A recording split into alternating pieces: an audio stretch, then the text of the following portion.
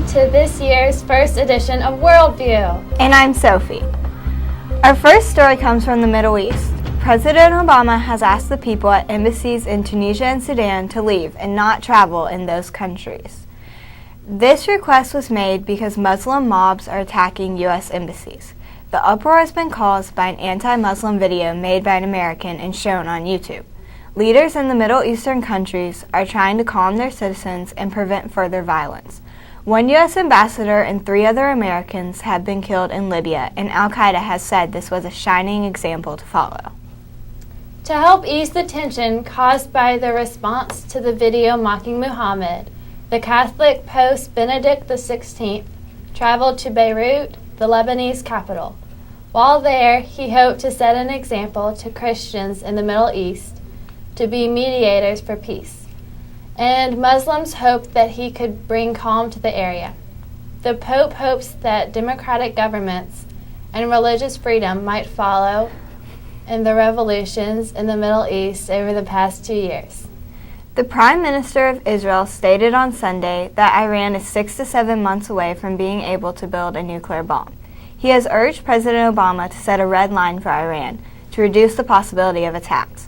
Iran says it hasn't decided if we'll have a nuclear breakout, which would be a final rush to make a bomb. Israel does not want Iran to succeed in making the bomb because it fears that it would be used against Israel.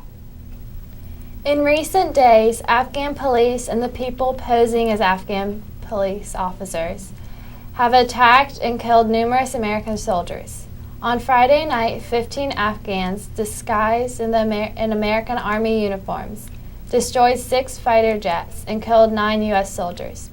In the most recent attack on Saturday, 4 American soldiers were killed. Thus far in 2012, 247 Americans have been killed. The Mexican Navy is claiming to have captured the head of the Gulf drug cartel. The United States State Department had a reward for up to $5 million for his capture. This news comes only a week after the arrest of a senior member of the same cartel in the same area. Top politicians in Mexico have been rumored to be taking money from the Gulf cartel, so these arrests may be a step towards uncovering the corruption in Mexico. Miners in Johannesburg, South Africa, have been protesting against poor pay and grim working conditions. While the workers were striking, police surprisingly opened fire, killing 34 and wounding 70. President Zuma spoke to the group of angry workers after the shooting, saying that the next president will face the deepening sense of betrayal. Referring to the police that opened fire, little progress has been made in South Africa on tackling these issues. Hundreds of South African police officers have searched the homes of platinum mine workers for illegal weapons in an attempt to end violence. This was the first action to stop striking platinum miners since the police fired at them on August 16th. Worry and unrest have made its way to other mines in South Africa, which indicates that labor unrest is about to become a big problem for that country. Some girls in Nigeria are getting married for food. The girls are taking this step before they are 15 years old because their families can't feed them any longer. This year there was a drought, so not much of the food was available. When the food is scarce, fathers have to marry off daughters to get the money needed to feed the rest of the family. The Save the Children organization ranked Nigeria last in the world for the percentage of children receiving a minimum acceptable diet. Among remains of early man found in Africa, 2 species of ancient humans that scholars thought had lived at the same time have been unearthed. Now a 3rd species may have been found. Malvliki has uncovered a fairly intact jaw and facial bones, and after studying them, concluded that she had found a new species that lived at the same time. Other scientists aren't buying her theory quite yet, saying more evidence is needed.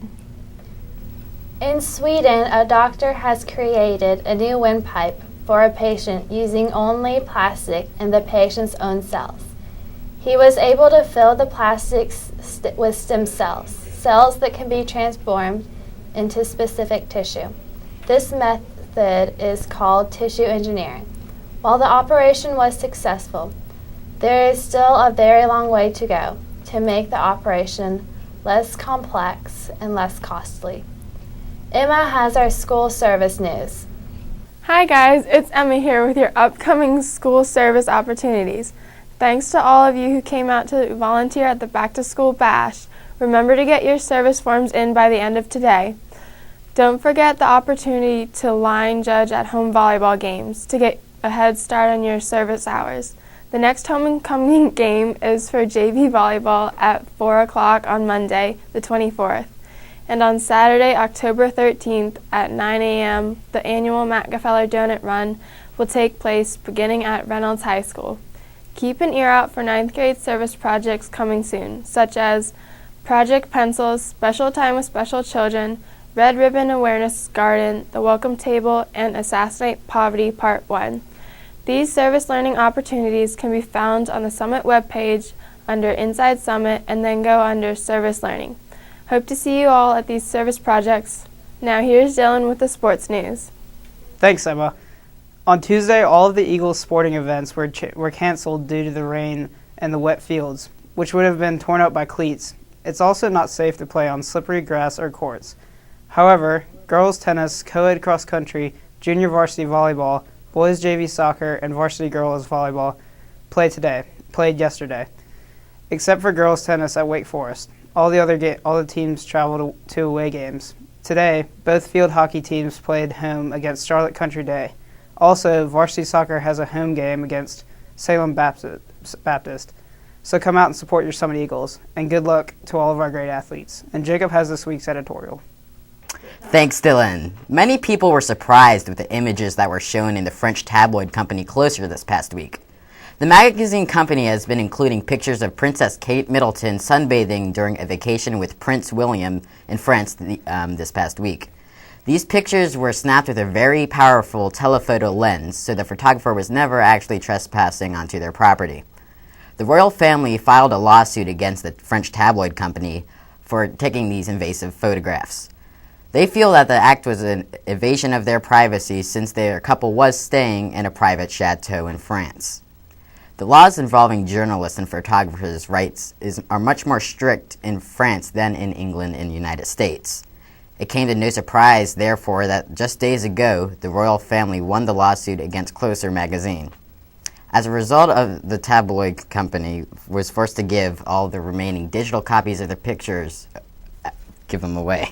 The question many people are still asking is, when is a photographer just doing his job or stepping across the line?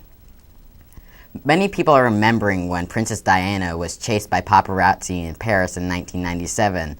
Their determination to get these pictures resulted in 3 deaths after the car Princess Diana was riding in crashed. That's it for this week. Goodbye, everyone. Thanks for tuning in, and we will see you next week. So long!